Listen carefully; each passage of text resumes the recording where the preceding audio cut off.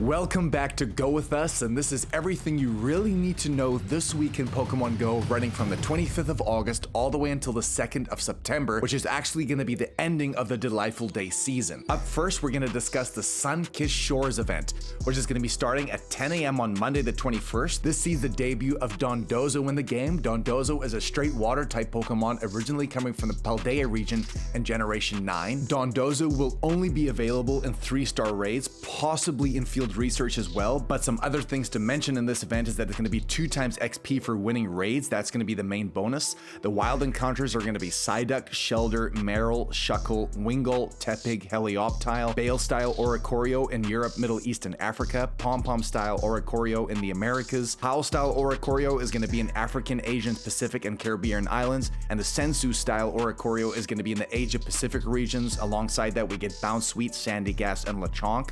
In 1-star raids, we're going to get Slakarth wearing the visor. That's making its return. We're going to get the curly form Tatsuguri in Europe, Middle East, and Africa. We're going to get the droopy form Tatsuguri in the Americas, and the stretchy form will be in Asia Pacific. In 3-star raids, we have Alolan Raichu, Alolan Marowak, as well as Dondozo. To throw this in very quickly, if you're searching for the 100% Dondozo from raids, it's going to be 1712 CP. In weather boosted weather, which is going to be rain, it's going to be 2140 CP. And if you manage to get it in field research, that hundo there is going to be 1284 CP. Let's move into 5-star raids. Of course, we had the crown forms on the Saturday and Sunday, but coming in at 10 a.m. on Monday is going to be Necrozma. This is the first time outside of an event that we can see Necrozma. Unfortunately, the energy will not be available. You need to fuse Necrozma with Solgaleo or Lunala to get Dawn Wings Necrozma or Duskmane Necrozma, but remember, you're going to need 1000 solar energy or 1000 lunar energy for Dawn Wings Necrozma. You're also going to need 30 Necrozma candy and 30 Cosmog candy to complete the fusion. Please do not overlook these Pokemon. Dawn Wings Necrozma is currently the 5th best Pokemon to use in the Master League. Duskmane Necrozma is currently in the 18th spot. Then on to Mega Raids. Leaving Mega Raids on Monday at 10 a.m. is going to be Mega Pidgeot, and coming back into rotation is going to be Mega Salamence. Please do not sleep on Mega Salamence. It's one of the best Megas in the game. It is currently the 5th best Dragon type attacker right now with Dragon Tail and Draco Meteor, and even in the Flying type category, it's breaking into the top 3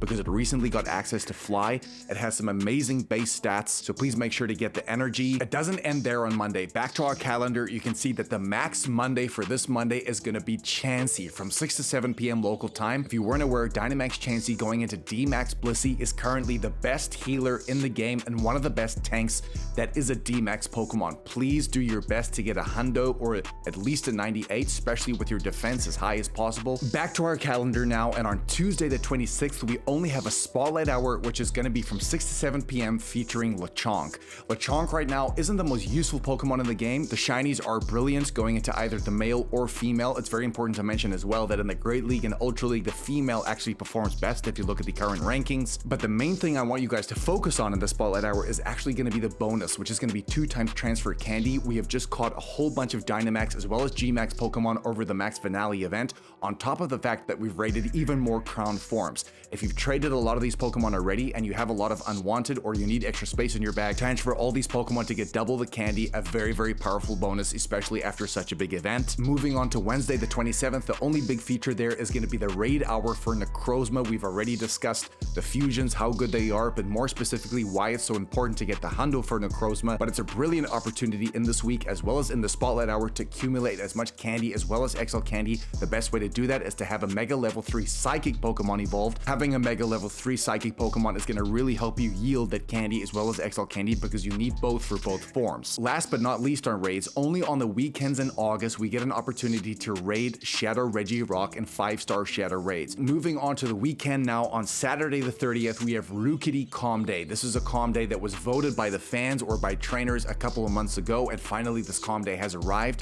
Corviknight, guys, in the Go Battle League is one of the best Pokemon to use in this game. This is an incredible opportunity if you do play PvP to get the right IVs. Remember, you need low attack, high defense, high stamina. But the other big reason to play this day is so you can get enough candy as well as XL candy for G-Max Corviknight, which will be coming to the game at some point. This is an incredible opportunity to get Rookity candy because we don't see Rookity very often, and because it's going to have its own Calm Day, they're going to be spawning everywhere.